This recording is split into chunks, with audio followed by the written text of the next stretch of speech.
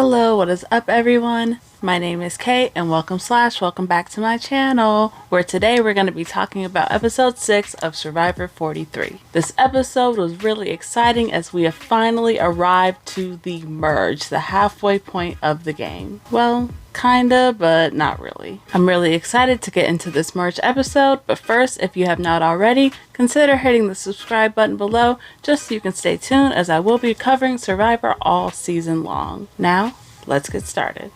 So this episode is going to open up with some breaking news as the players all find out that the merge is finally here. Like I said before, it's a halfway point in the game and a pretty huge accomplishment. However, there are some mixed feelings about this news. Most people are pretty excited to make it to this far in the game, but some people are also very cautious about what lies ahead of them, and I don't blame them one bit. Everyone gathers together to start talking and getting to know each other. Everything is cordial and nice and friendly on the outside, of course, but on the inside, a brutal game is brewing. While getting to know each other, Noelle accidentally reveals that Cody had taken everyone's beads from her tribe and therefore has an idol. Now, keep in mind that Noelle doesn't actually know that the beads mean that Cody has an idol, but Ellie and Jeanine do. Ooh, y'all, see, I had a feeling that this would happen. Love Cody down, but this drama is way too good. I mean, comparing notes, gossiping, this is the type of drama that the merge is supposed to bring. Only time will tell if this information ends up hurting Cody in the future. Eventually, everyone arrives at the immunity challenge, where it is revealed that this is yet another no merge. Even though they're technically all merged together, immunity will still be played in teams for now. Personally, I'm starting to get a little bit tired of everybody being a merge, but them not wanting to call it a merge. Like, this has happened for the past 3 seasons now, and it seems a little bit unnecessary to me. What do y'all think though? Let me know in the comments. Either way, after the group splits up into teams of 2, it is now time for them to compete. At first, the red team is absolutely dominating this challenge. They look so strong and fierce out there. The blue team, on the other hand, seems to really be struggling. They're falling super far behind. Karla is just bleeding all over the place, and at first, the blue team looks like a hot mess out there. I was really thinking that the red team would win it all and just completely sweep the floor with the blue team at first, until of course they get to the puzzle, the great equalizer. The red team is stopped up at this puzzle for a while now, and it's really giving them trouble, until out of nowhere the blue team is able to emerge victorious and become the winners of this challenge.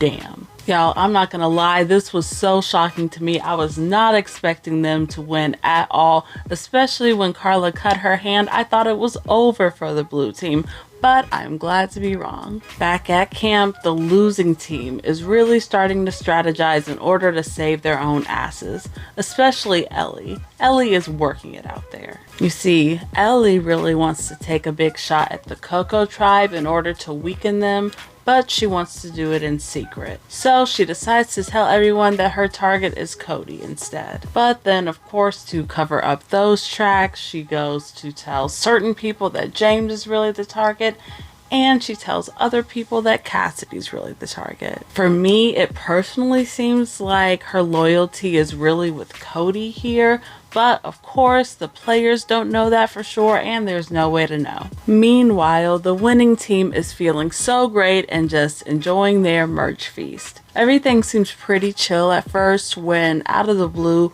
Ryan has this brilliant idea that he just has to share with everyone. Ryan's brilliant idea is to have everyone there work together, pretty much just because they are all in the same room. Yeah. We could be the final 7. That's the thing. We can be the final 7. We have the numbers. We got this spot by winning today. I'm not interested in his pitch. It's just a little ridiculous. The fact that we're just gonna become an alliance because you boosted me up a ladder. You know, Ryan is really adorable, but he does seem like kind of a himbo. He does seem like a sweetie pie though, so I'll just let this one slide. This conversation is gonna get even more awkward though when Gabler just decides to throw Ellie under the bus. Ellie went through my bag on day 3. So that's something for me that I remember. He's so proud of himself in this moment, and not gonna lie, I absolutely love it. And by throwing out Ellie's name, I was trying to throw out Ellie's name. It's pretty funny, not gonna lie.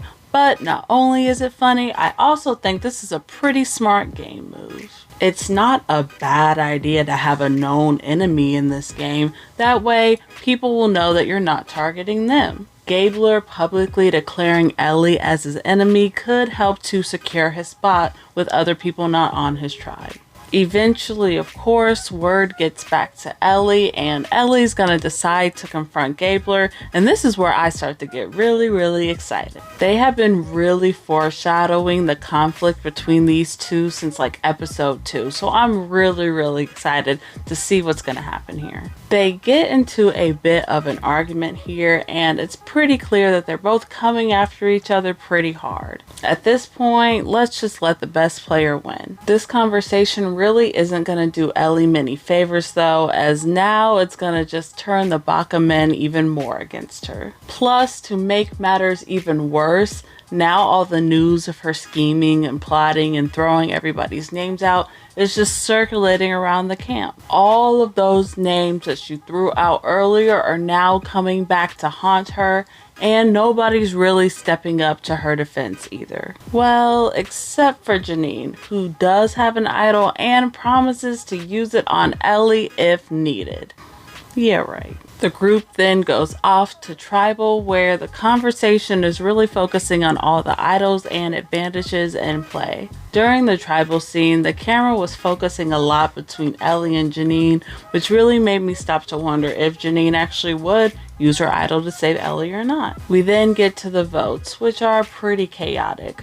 Votes are pretty much being thrown out left and right until it is revealed that Ellie is indeed ultimately the one voted out. I was kinda expecting Jeanine to use the idol to save Ellie, but at the same time, this is a very quick game, and I don't blame Jeanine at all for saving that idol for herself, okay? Neither Ellie nor Gabler are my favorite players this season, but I still did really enjoy watching their rivalry unfold. Ellie really seemed to underestimate Gabler almost to an insulting degree, so seeing him cause her downfall is pretty poetic, not gonna lie. So of course I'm interested to know, what did you all think of this episode? Are you happy that Ellie was the one who was voted out, or would you rather it be someone else instead? Let me know in the comments below. I definitely want to give another honorable mention to Cody in this episode, even though he didn't get a lot of screen time. Cody really is such an obvious target and should really probably be looked at as more of a threat, but I think his amazing social game is really what's saving him. He made allies with the Baka tribe earlier this season, which really seemed to be his saving grace here, as now he has allies on 2 tribes instead of 1. I'm not sure if he's going to be the one to win this season, but I'm really excited to see where his game goes from here. Another honorable mention has got to go to Gabler. I mean, who freaking would have thought that he'd be here this long? I know I didn't. It also was a pretty bold yet petty play to just toss Ellie's name out in front of everybody, but hey, I love petty gameplay, so I was here for it. Go off, Gabler. I really enjoyed watching the social dynamics in this episode, and I'm really excited to dive into them even more in the future episodes. Once again, don't forget to hit subscribe if you have not already, but until then, I will talk to you all next time. Peace.